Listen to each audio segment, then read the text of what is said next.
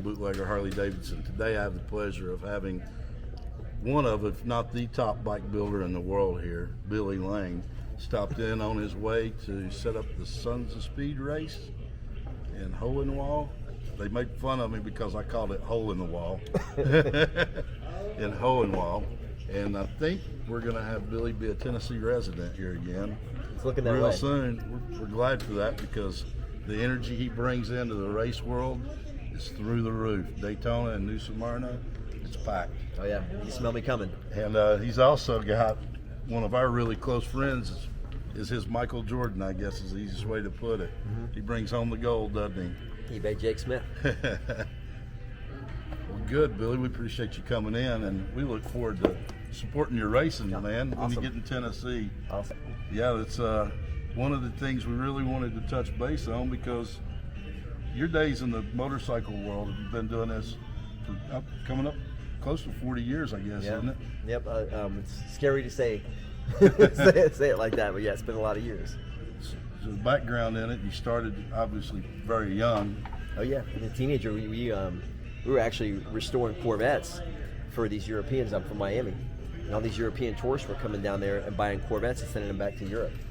And they started buying up Harley-Davidsons. That became a big thing over there. And my brother's girlfriend was Swedish, and she had all these Swedish friends that were buying old Harley shovelheads, panheads, knuckleheads, which nobody wanted back then, and sending them back to Sweden. And so they would say, hey, will you do a valve job on it before it goes over, or fix a transmission leak before it goes over to Europe. So we started working on it that way. So after that, I mean, you've always worked for yourself, right? I was working for my brother, and then he decided to be a model because he got all the looks. I got the brains, he got all the looks, and he decided to be a model. So I went out on my own. I've been doing it on my own ever since. So you were in the first biker build-off. Yeah. In the first show, and that was, I think, was that with Bourget? Roger Bourget. Roger Bourget, yeah. And from there, that show, man, took off, didn't it? It was unbelievable. I did Motorcycle Mania. I mean, not Motorcycle Mania. I did Monster Garage with Jesse. The first Monster Garage they filmed, and that got me into the biker build-off thing. And then, here we are. You also have been a contributing writer for a magazine, haven't you? Yeah, that's how I got my name out there. I started writing for the Horse magazine and Ironworks. Remember Ironworks magazine? They're all gone now, but I was writing for all these motorcycle magazines and doing stuff for Easy Rider magazine.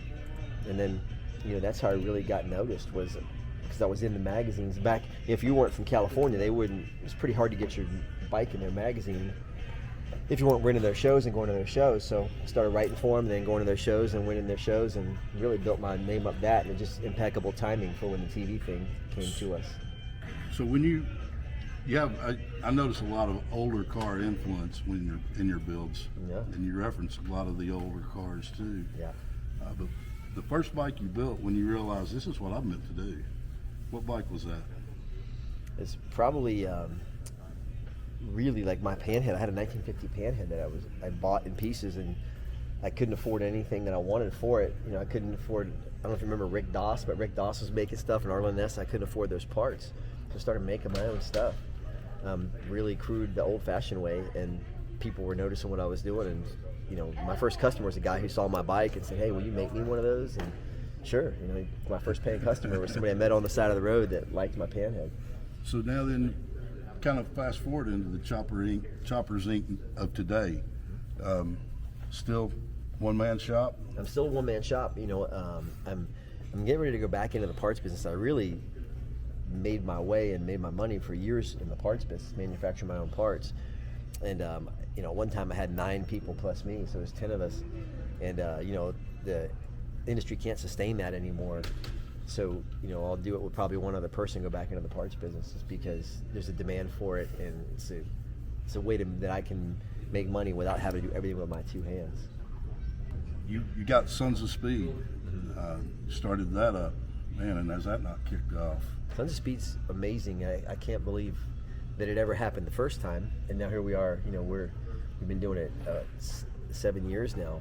It's our 7th year doing it, and it's really grown in an amazing way that I could never have imagined. Because I've been wanting to do it forever, but the motorcycle industry wasn't ready. People weren't into the older bikes when I wanted to start doing it. And even I think when we did the first one, most people didn't get it. It was a real small group of people, and now people are realizing, I think the general motorcycle community is realizing how cool those old bikes are, how special they are, and how genetically linked they are to what we're standing next to right here. You know, there's not that much difference between that and the WR 1946 Harley-Davidson WR that Jake rides. Yeah, Jake, eBay Jake. By the way, shout out to eBay Jake. I was on the phone with him for about an hour and a half last night. He loves racing. We've watched him leave here. Race starts at 9 a.m. and he'll leave here going to Daytona at 1 a.m. And he's got 3 bikes in the back of a rental F-150, and I'm like, he'll never make it. And I'm sure he just gets out of the truck and jumps on the bike. A lot of times it's always an adventure with him. It's so much fun to watch him ride and watch him race because he loves it. It's such a passionate thing, and it's amazing to watch him because he loves to show everybody else how much faster than them he is. It's great. I really, it just is an energy you can't fake it. It can be 2 equal bikes. He's gonna push it. Yeah, he's gonna push it. Now, Dow Brown, the owner of this dealership and the other dealership you went by, he expresses gratitude for you coming by. It's great. I'll stop back in when he's going to be here sometime. 55 years here in Knoxville, Knoxville's premier dealerships. This dealership in a couple of days turns 18. This building does.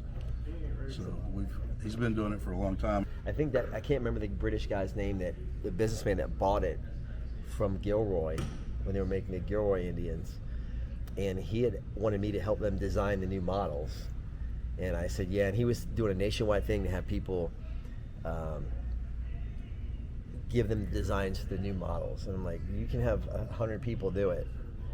I said, just pay me to do it, and I'll build you something that's so connected to the old Indians that people get the connection. And because like we talked about earlier, you know, these are kind of an obsolete design, but people don't want the modern changes, and people still want that connection to the past in a modern motorcycle, and Indian lost that. You know, I had an FTR, which is a great motorcycle, but it didn't excite me to ride it. It just reminded me that I'm mortal, but it didn't excite me to ride it. And one of the other, everything else they make, I wouldn't ride. But this, you know, this still. That brings me to the next thing. You got a following of people on choppers. You got a following for people on the old nostalgic bikes, but the next chapter, it's not the next book because it's still part of the same book. Yeah. The next chapter, what do you have now? So I got a new Harley-Davidson Road Glide ST of 2022, which I love. I still have all my old stuff, and that's the thing is, I would never get rid of everything else I've had for years that I've loved, fallen in love with, and ridden, and just built a lot of experiences with. But there's times when, if I want to be 800 miles away by sunset, my shovelhead chopper is not the way to go. So I can jump on the Road Glide ST, or I can haul has the power and the braking and everything else I need to haul my race bike to the track on a trailer behind. Got a hitch on it. Got a hitch on it. When I saw that, I was like, what the heck is this? He's got a hitch on a Road Glide. Yeah. I was like, man, it's got to be something to do with the race bike. Yeah, because I'm about 90 miles from the track in Daytona right now, and I don't want to be in my truck for 90 miles. It's I'd rather go on the bike. I can just throw the race bike on the back with some tools and some fuel and be there and enjoy it and get the motorcycle experience to the track, and then the whole ride home I can think about how amazing the track was. So you guys have been following Billy Lane for years. Don't think he's sold out to the baggers, because he's still on the knuckleheads and all too. But well, first of all, I earned the right to ride whatever I want. You darn right. You darn right. If anybody's got anything to say, bring me your piece of junk shovelhead or whatever you got, and I'll ride it till it breaks and let you know where I left it. But no, I still. It's still all over on the board. It's cool though, because when I heard of this, it was, and you told me this is the first new Harley-Davidson you've ever had. In 35 years of riding, over 35 years of riding, it's the first new Harley-Davidson I've ever had. And for years, you could have bought any Harley you wanted to get. So. Yeah. There's nothing that they make that I can't have, but this is, the timing is right. Just like I said with the racing and the timing on the racing. You know, I never had the need. Now I kind of have the need for one. You know, especially, and I have kids too, so my time is so much more limited because I want to spend a lot of time with them. So if I'm going somewhere, I need to be there and be back. You know, so with what I have with the ST, with the Road Glide ST, I can do that. You know, it's something I probably never have to push. Well, Billy, we're going to wrap up here and let you meet a few people here at the dealership, and we're going to support you in the Sons of Speed Racing, man. We'll put a link on at the bottom of the page so they can check that out as well too, and Choppers Inc. and Sons of Speed, and we'll share your schedule and stuff on that when we get it there. Yeah, we'd love to include our neighbors and bootleggers, Harley-Davidson in Knoxville. Thanks, Billy. I appreciate it. Thank you.